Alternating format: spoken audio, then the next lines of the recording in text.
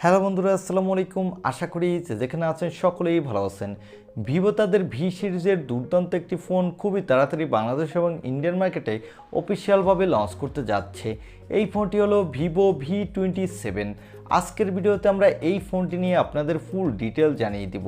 এই ফোনটিতে দেওয়া হয়েছে একটু কম দামে সব দুর্দান্ত স্পেসিফিকেশন, তাই যারা একটু কম দামে দুর্দান্ত স্পেসিফিকেশনের একটি ফোন কিনতে চান, সাথে সুন্দর লুক ও ডিজাইন পেতে চান, তারা চাইলে অবশ্যই এই ভিডিওটি শেষ পর্যন্ত কন্টিনিউ করুন। চলুন আর কথা না বাড়িয়ে আমরা সরাসরি চলে যাই মূল ভিডিওতে। তবে মূল ভিডিওতে যাওয়ার আগে আপনার কাছে ছোট্ট রিকোয়েস্ট, আপনি যদি আমাদের চ্যানেলটি প্রথমবার ভিজিট করে থাকেন তাহলে প্লিজ আমাদের চ্যানেলটি সাবস্ক্রাইব করে পাশে থাকা বেল আইকনটি প্রেস করে রাখুন। আর অলরেডি সাবস্ক্রাইব করে থাকলে থ্যাংক ইউ সো মাচ। প্রথমে আসা যাক এই ফোনটি লুকো ডিজাইনে। এই ফোনটির ব্যাক প্যানেলে দেওয়া হয়েছে গ্লাসের প্রোটেকশন, আর এই ফোনটির ব্যাক প্যানেলে পেয়ে যাবেন triple camera setup.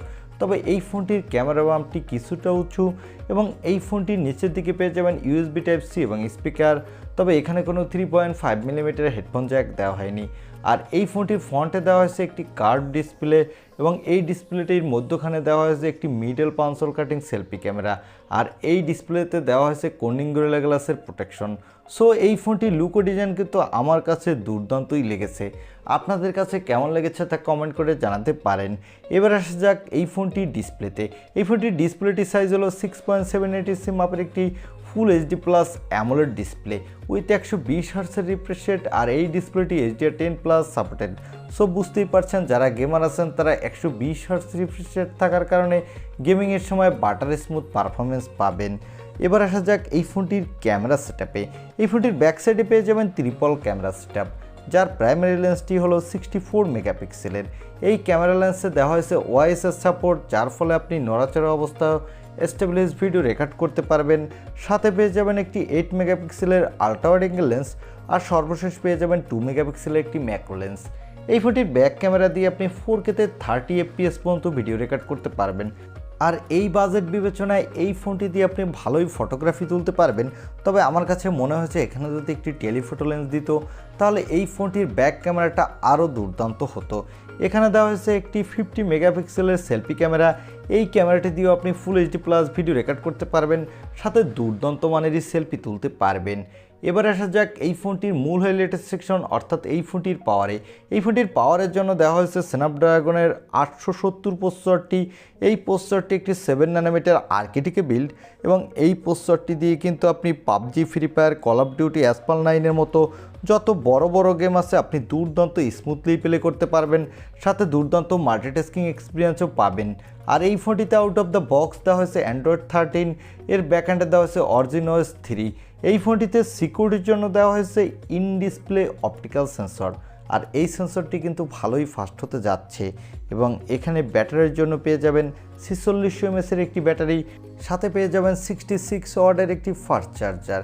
Company claim করছে এই চার্জারটি দিয়ে আপনি 50% চার্জ 19 মিনিটেই কমপ্লিট করে নিতে পারবেন। আর এই ফোনটি আপনি মার্কেটে 3টি কালার ভেরিয়েন্টে পাবেন।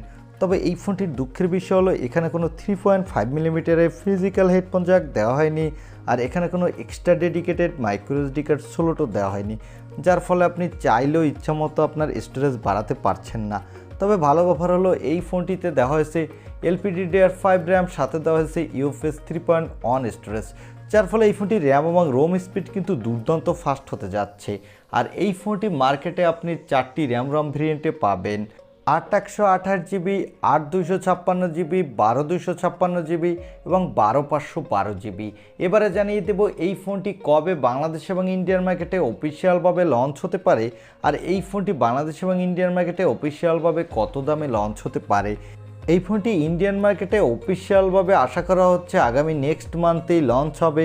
সেক্ষেত্রে এর বেস ভেরিয়েন্টটির দাম হবে 30,000 রুপির মধ্যে। আর এই ফোনটি বাংলাদেশে অফিসিয়ালভাবে মার্চের শেষের দিকে লঞ্চ হওয়ার সম্ভাবনা রয়েছে।